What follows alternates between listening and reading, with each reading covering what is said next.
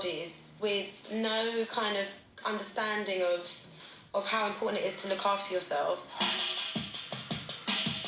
I remember coming back after being in hospital and like walking down there with my mum and they're going, "Are you ready to go back?" And I was like, "I don't think so, but I can't stay at home any longer." Jessie worked non-stop to get back into performance shape, and it paid off when in 2007, after a Soul Deep performance, indie label Gut Records signed her to cut a solo album. Gut Records came to the showcase and said, "We want her to be solo." And that's when I started writing kind of my first album. That's when Jessica Cornish became Jessie J. Basically, that's what I spent the whole day doing. Go, Jessica J, JJ, Jessie J, Jessica Cornish, Jessica JJ. J doesn't stand for anything. I wish it did. It was just catchy and it just stuck with me. Jessie J left Soul Deep and went on tour as an opening act for high-profile artists including Chris Brown and Cyndi Lauper. After 2 years of paying her dues on a grueling tour schedule, the record label had her poised to break out as Britain's next pop goddess. But then 6 weeks before my album release, they went bankrupt. I remember getting an email saying they've gone into liquidation, and I was like, what does this mean? Have they been turned into a soup? And I was like, what happens now? It was a crazy time. No one really knew what was going on. I had to then have a company sign me within 6 weeks or I lost every single song that I'd written. Jessie J hustled to find a new deal fast. So I got signed to Sony as a songwriter and then went around the whole of the UK to every record label and no one wanted to sign me. And I was gutted. It was a bit of a punch in the face. I spoke to my mum and dad and my dad went, "Go to America. Just go for it. You need to get signed. You need the opportunity. Don't lose your music for these, you know, in suits. Go and get it."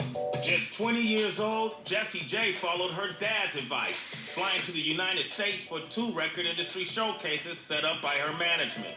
She was not going to let this moment pass her by. It's really strange being this close.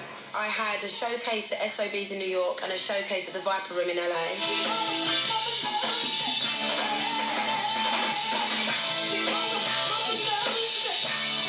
I had 9 deals in the table the next day. They were all freaking out because this girl came in and this tremendously massive voice came out of her. And it was crazy. Like you wanted to chest pump everyone that you walked into on the street. It was that kind of like the end of a film where you're just like, yes, we did it in your face. Jessie inked a deal with Lava Universal in 2009 and hooked up with producers Dr. Luke and Clyde Kelly to co-write new songs for her debut album.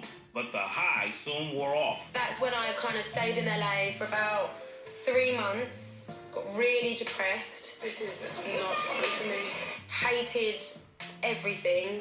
Everyone around me wanted something from me and not the good things. It was like they just used me and no one's nice to me. I've got no friends. It was the worst time. I stare at my reflection in the mirror. When new artists come in, no matter how great they are, you're kind of like, oh, okay, I just hope you don't get chewed up in this. Just be true to who you are. I remember Jess talking about being in LA and not knowing how to fit in and not being herself and not being allowed to be herself. After 3 long years of struggling to make her debut album, Jessie J was tired of waiting. She wanted people to hear her music. That's when she made the decision that would change everything. Jessie J reached back to her school days and put the first song she ever wrote out into the world. Hello everybody, it's Jessie again. This is called Big White Room.